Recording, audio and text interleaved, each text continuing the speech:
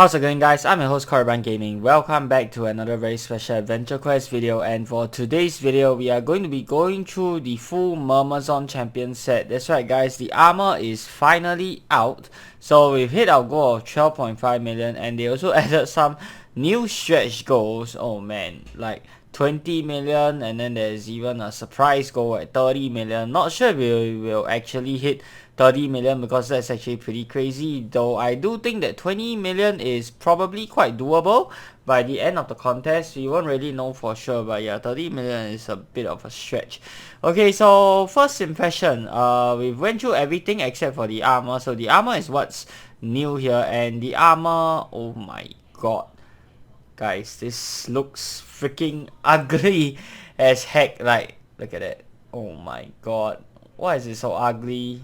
Oh man, it's so bad. Like, I did not expect the armor to turn out this way. Honestly, it looks like a if I'm being honest, you look some sort of like a chicken lobster shrimp thingy. So yeah, it looks very funny, and I think the biggest problem, or why I think the armor turned out that ugly, is because they made it so small. Like, what is this? If they made it bigger, like something like the size of, like, I don't know, the Scorpion King, if you guys seen that very old movie, definitely one of my top few movies I've seen as a kid. So yeah, if they made you bigger into something like Scorpion King size, I think that could actually make the armor look good. Like, you just need it to be bigger. Right now you look so freaking small and tiny. You just look like a piece of seafood, you know, rather than something that is, you know, menacing and large and like fantastic looking, so majestic looking.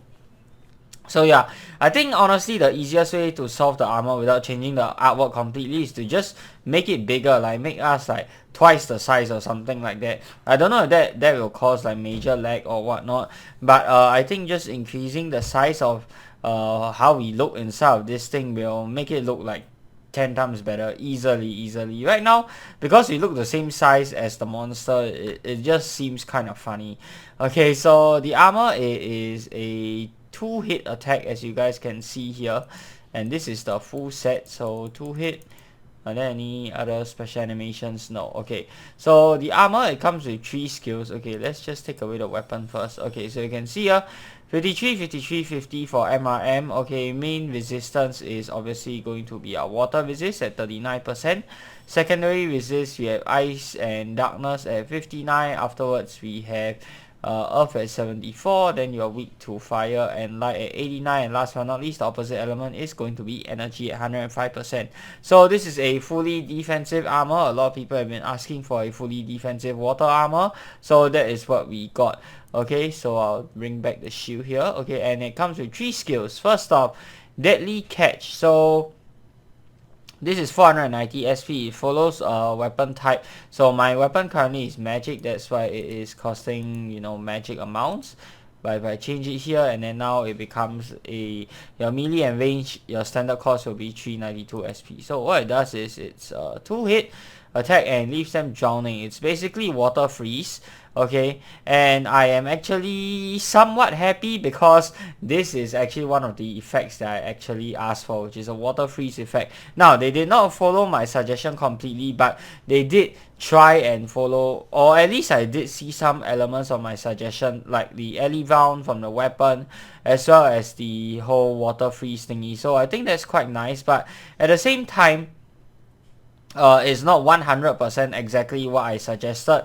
Okay, I suggested for the free skill to be guaranteed. This is not guaranteed, just so you guys know. It's standard safe. Okay, as you can tell from the cost. And this is not, I don't think this is quick cast. Is it quick cast? No, it is not quick cast. Okay, and you can't really stack it either, so that's a bit unfortunate.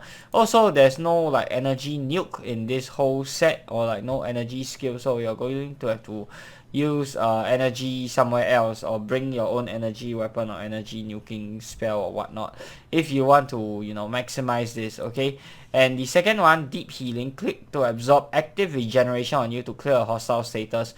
Only usable once per turn and prevents you from changing armors this turn. Okay, so they also updated selected the shield, so you can now choose between lesser regen, 392 SP for 45% melee worth of regen for 2 turns, or double the amount, which is what we originally have, 784 SP to gain 45% melee worth of regen for 4 turns. So we can do that, and that's how the second skill will work. Unfortunately, I don't have any hostile statuses right now that can be cleansed, so we can't really use that. But the second skill, I'm not such a big fan of it, honestly, because cleansing hostile statuses is not a skill that is particularly useful if used at all. Okay, there are some other weapons and spells that has this cleansing effect, but I almost never see anyone use it, and I will never use it personally. So yeah, I don't really like it. On top of that, it is also a once per turn lock, and it also locks you into your armor, which is something that I'm not a big fan of. Even without the locks, I don't think I would use it personally. And then last but not least, we have Ocean's Curse. Click to control the poison in your foe system, leaving them drowning. Only usable once per turn. Successful use prevents you from changing armors this turn. So once again, another weird armor lock. I have no idea why they add the armor lock for. Okay, so what you can do is you can use their weapon here, or basically you can use any other weapon that has poison. So let's do that, and then you can see here. Now we have the alley round. Okay, so with the alley round, what we can do is oh no, not alley round. Okay, okay, draining toxin. Yeah, okay, not alley round, sorry. Okay, we should be using this. Okay, so now we have the poison, and then with the poison, what you can do here is you can switch it over to drown, and it's basically a free effect. On top of that, yeah, it's free effect, but I don't think it's a is it guaranteed change? I'm not sure if it's a guaranteed change. I don't think it is. So there's that, and it doesn't convert all of the poison, by the way. You can see here we still have some poison left over, which I guess is kind of nice, because that means you can still, you know, make use of the poison and have the drowning effect at the same time. So I think that's pretty nice. And even though it's free and it's quick cast, but not sufficiently poisoned. Yeah, you do need a certain amount before you can actually use it. Oh, wait, what in the world is going on? Wait, what? What the heck did just happen? I have no idea what just happened there. Okay, Ocean's Curse, let's do that again. So yeah, we still get to keep the poison, and now we get the drown effect. Okay, so yeah, it is not quick cast, but it is, wait, no, the second skill, it is quick cast to convert it, but you do need to spend a turn inflicting the poison, obviously.